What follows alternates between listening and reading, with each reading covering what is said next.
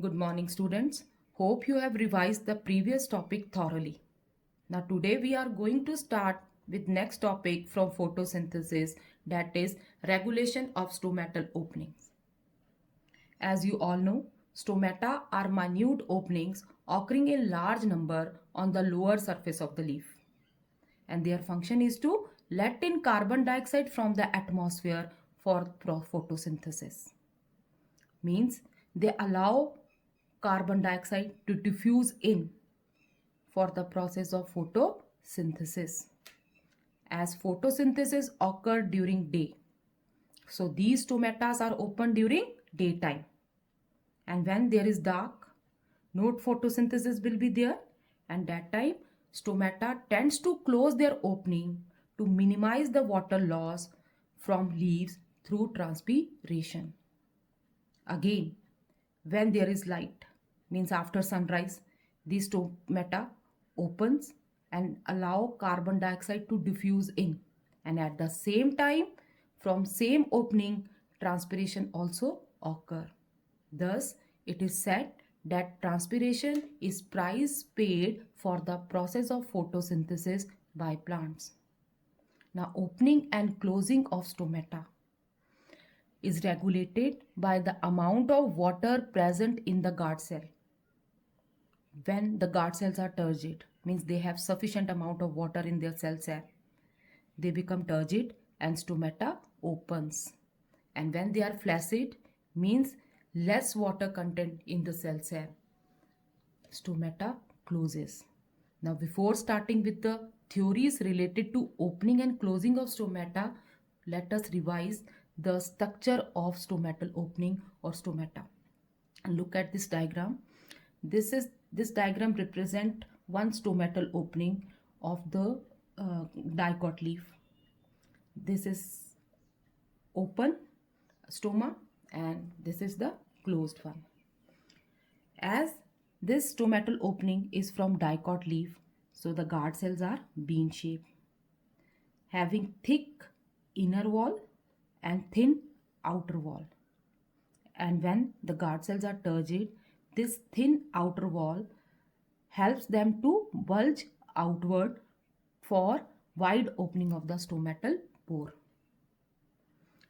And guard cells, when turns flaccid due to loss of water, they turn flaccid, and at that time this stomatal opening closes. Now, many theories were put forward to explain the opening and closing of the stomata. Out of those theories, only two are there in your syllabus. These two theories are, first one is potassium ion concentration theory. That is the recent theory related to opening and closing of stomata. And the second is sugar concentration theory, the old one. This theory you have studied in the previous chapter also, that is in transpiration. So again, we are going to start with the explanation of these two theories. Potassium ion concentration theory.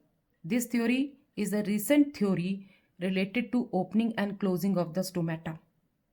According to this theory, the opening and closing of stomata depends upon the generation of potassium ion gradient.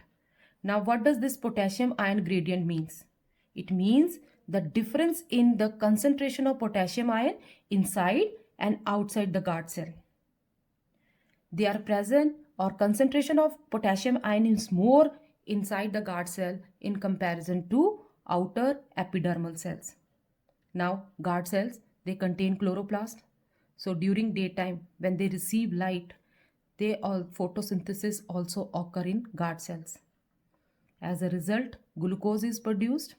Now, this glucose is oxidized to produce ATP. Now, the ATP produced is used to actively pump the potassium ion of the adjacent cells, means epidermal cells, into the guard cells. As already the concentration of potassium ion is more inside the guard cell, then also they take more potassium ion from the epidermal cells by the use of energy, that is by active transport. Now, it increases the potassium ion concentration in the guard cell and make the cell sap hypertonic. Due to hypertonic cell sap, osmotic pressure increases and it results in endosmosis. So by the process of endosmosis, now guard cells, they draw water from the surrounding epidermal cells and become turgid. As they become turgid, they move the guard cells, they move outward to open out the stomatal pore. And in this way, stomata open. At night, reverse happen. Means at night, no photosynthesis. So no production of ATP. And when ATP are not produced, the potassium ion, they start leaking out, thus reducing the turgor of the guard cell. And the stomatal pore closes. Now beta, at night, as production of ATP stops, so instead of active transport, passive transport will take place. And in passive transport, the substance move from higher to lower concentration. So as the concentration of potassium ion is more inside the guard cells, they start moving outside. They start moving from guard cell towards the epidermal cells. And this results in decreasing the turgidity of the guard cells, and guard cells become flaccid and stomata closes. Now the second is sugar concentration theory.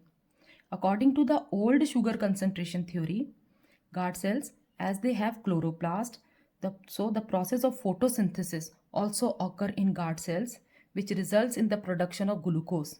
Now this glucose increases the concentration of the cell sap of guard cells, results in endosmosis. By endosmosis, guard cells will take water from the surrounding epidermal cells and become turgid.